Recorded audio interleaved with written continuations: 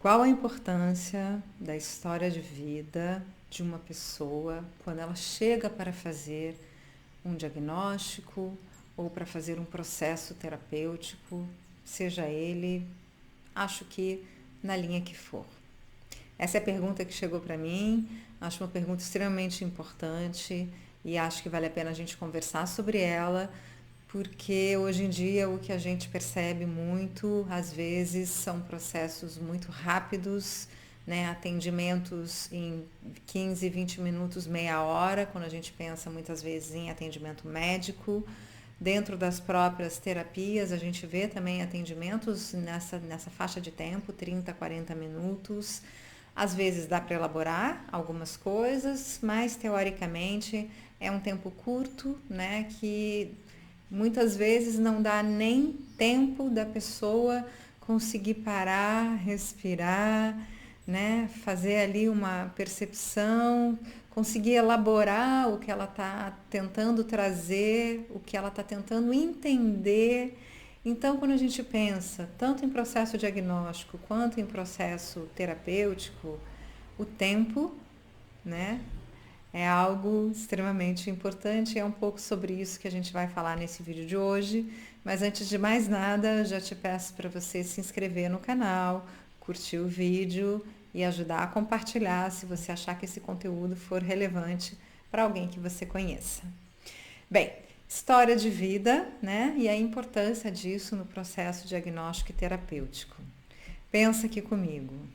Nós, né, pessoas, seres humanos, somos constituídos e somos seres que vêm de uma história, que constroem uma história, que estão na vida a cada segundo construindo uma história, né? Cada ato, cada pensamento, cada ação, cada troca, cada relação, cada escolha que eu faço, cada coisa que eu abro mão, está fazendo parte de uma história que eu estou construindo para a minha vida. Então, estar atento a essa história, dar valor a essa escuta, né? Entender o que a pessoa quer trazer num primeiro momento é extremamente importante. Principalmente quando a gente pensa em diagnóstico. E por que eu falo isso? Porque, claro, né, vamos pegar de novo aqui o exemplo do diagnóstico de autismo, pensando aqui em pessoas adultas, tá? Então vamos pensar em uma pessoa adulta que vem em busca de um diagnóstico. É alguém que, de uma certa forma, percebe ou desconfia que pode ser autista. É alguém que talvez foi indicada por um médico ou por um familiar ou amigo que levantou essa hipótese, olha, acho que você pode ser autista, e a pessoa a partir disso veio em busca. E a gente sabe que isso pode trazer muitas angústias, muitas reflexões, muitas questões de pertencimento ou não pertencimento, identificação ou não identificação.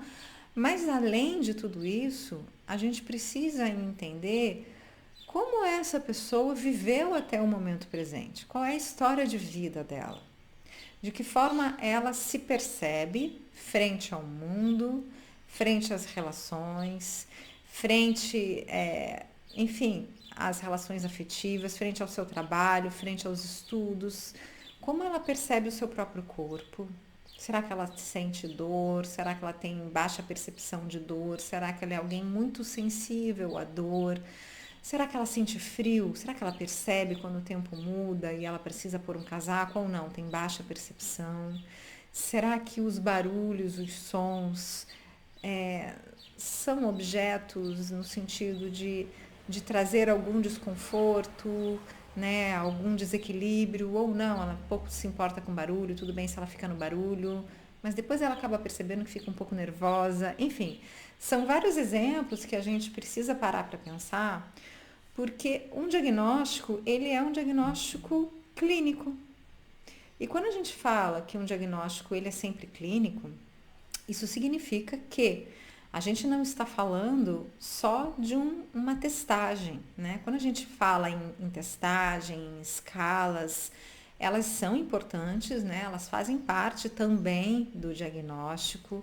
A gente sabe que a gente tem algumas escalas que são indicadas, que são aquelas chamadas escala ouro, porque já foram testadas, já são escalas padronizadas.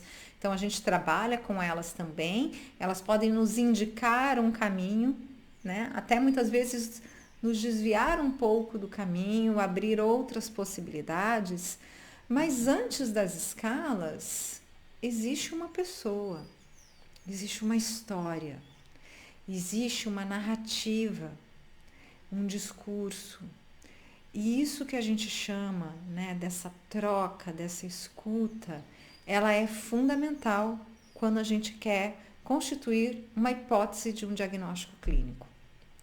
Principalmente quando a gente fala em autismo, principalmente quando a gente fala em mulheres, né, em mulheres autistas. Porque muitas vezes as escalas são falhas, e isso a gente já sabe, né? A maioria das escalas elas foram desenvolvidas através dos homens, então elas foram testadas em sua grande maioria, né, no público masculino, e isso já traz uma falha para o diagnóstico feminino. Então, muitas vezes quando você está aplicando a testagem, você tem que adaptar ali, né, a fala, o contexto, né? Por exemplo, você gosta de colecionar carrinhos. Isso para uma menina, para uma mulher pode ser totalmente, né, descartável, mas talvez pedras, canetinhas, flores, coisinhas, livros e outras coisas mais pode fazer mais sentido. Então, existe uma adaptação já necessária, que é necessário que a gente faça com as testagens. Então, isso aqui fica muito pouco, muito falho. Agora, a história, a observação, entender os meandres de todo o processo que aquela pessoa passou até chegar no ponto de vir pedir ajuda, entender o que ela quer dizer quando ela diz: eu já tive muitas crises, eu precisei ficar afastada do trabalho, eu tenho um diagnóstico anterior de... E aí a gente precisa entender esse diagnóstico, né? Não é desvalidar, não é interferir, mas é entender, tentar trazer uma escuta do porquê se chegou àquele diagnóstico, desmembrar, é como se fosse descascar, né, uma cebola, abrir uma flor, para a gente tentar chegar ali no meio, naquilo que realmente faz sentido. Porque muitas vezes, e isso acontece bastante, eu tenho acompanhado muitas pessoas nesse processo, as pessoas já vêm com alguma ideia, algum paradigma, coisas formadas, coisa que ela leu, coisas que falaram para ela, do tipo: você é uma pessoa assim, você é esquisita, você é isso, você é aquilo. E muitas vezes essa pessoa vai se identificando com aquilo que estão falando, mas de verdade, ela nem sabe o que é. Ela nunca parou para pensar. Ela simplesmente é eco daquilo que falam. Então, trazer essa pessoa à consciência num tempo, né, que pode ser um pouco mais lento ou um pouco mais rápido, depende da troca, né, depende de como vai se constituir, né, esse setting terapêutico. Mas trazer essa oportunidade, né, de olhar para o sutil, de fazer perguntas que talvez essa própria pessoa nunca se fez, de questionar aquilo que está a nível ainda inconsciente, de tentar inclusive fazer leituras, né, de coisas que já aconteceram, de sonhos, de pensamentos, de medos, de traumas, de marcas. Tudo isso faz parte de um diagnóstico. A observação, né, a observação do profissional que está aqui olhando para o outro, percebendo o olhar, percebendo o físico, o comportamento, a respiração, né, as pausas, os bloqueios, tudo isso faz parte de um diagnóstico. Então, costumo trazer isso, né, sempre com muita clareza para as pessoas com quem eu venho trabalhar, sejam elas clientes, né, que vêm em busca, ou pessoas, outros profissionais que vêm atrás de supervisão, nas aulas que eu dou, para que a gente consiga fazer deste processo um processo verdadeiramente transformador. Porque muito além de eu preparar um relatório para que essa pessoa possa levar ao médico, muito além dessa pessoa sair com um diagnóstico ou não, um nome ou não, essa relação que se constrói durante o processo é que é transformadora. é que pode de verdade, né, mudar a vida dessa pessoa daqui para frente.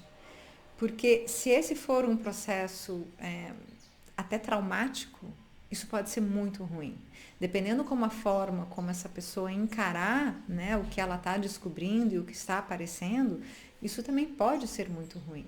Então a gente precisa valorizar, né, a relação, a troca, o vínculo e a história, a narrativa do outro. Isso é muito importante. Quando a gente pensa a partir do olhar da fenomenologia, né, que é o olhar que eu venho trabalhando, isso então se torna imperativo, porque a gente precisa, né, entender e observar, né, e fazer um recuo ali daquilo que a gente fala, uma redução, um afastamento, ainda sem nenhuma ideia prévia do que a pessoa está trazendo, né, do que ela entende, percebe e tudo mais. Enfim, isso é super importante porque isso faz diferença na vida das pessoas, né? E isso de verdade pode fazer um processo ser um processo profundo e transformador. Acredito de verdade, né, nessas transformações, vivencio ela quase que semanalmente, diariamente na minha clínica. Venho escrevendo, né, sobre isso também, em relatos que tenho feito, e percebo o quanto isso tem modificado, inclusive, a minha própria clínica, a minha própria vida, a minha percepção sobre o mundo, sobre o outro.